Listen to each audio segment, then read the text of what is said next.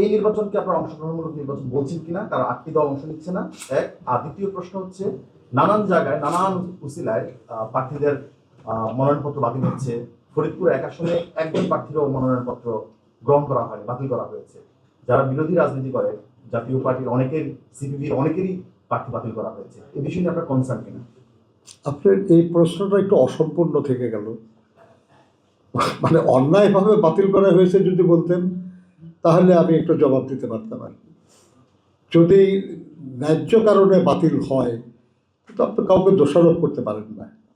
দেশের প্রচলিত আইনে যদি মনোনয়নপত্র বাতিল হয়, হতেই পারে। আমাদের বিএনপিরও মনোনয়নপত্র বাতিল হয়েছে, তো সেখানে আপত্তি জানানোর সুযোগ আছে, সময় আছে।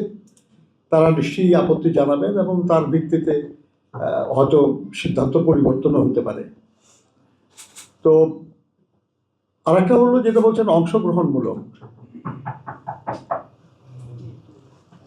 আমাদের এক সময় যখন বহু রাজনৈতিক দল অংশগ্রহণ করে নাই, তখনও নির্বাচন করা হয়েছে এবং বলা হয়েছে অংশগ্রহণমূলক হয়েছে।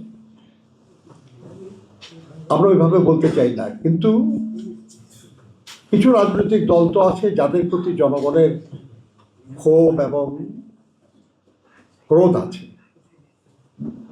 দেশের আইনে, প্রচলিত আইনে কিছু রাজনৈতিক দলের তৎপরতা বন্ধ আছে, নিষিদ্ধ আছে।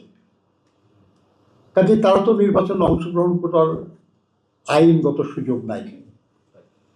সেরকম না থাকলে পরে তার অংশগ্রহণ না করাটাকে অংশগ্রহণমূলক নির্বাচনের পথে বাধা বা ব্যতিক্রম বলে মনে করা যায় না।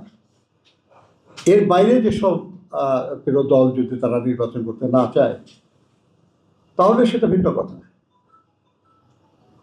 তো আমরা মনে করি যেটা সেটা হলো যে এই মুহূর্তে অবাধ সুষ্ঠু নির্বাচন অনুষ্ঠানের যে আয়োজন হয়েছে, সেখানে যাদের রাজনৈতিক তৎপরতার উপর কোনো বিধিনিষেধ নাই, তাদের কারণে নির্বাচনে অংশগ্রহণ করার উপর কোনো বাধা নাই। এখন এটা তাদের সিদ্ধান্তের প্রশ্ন।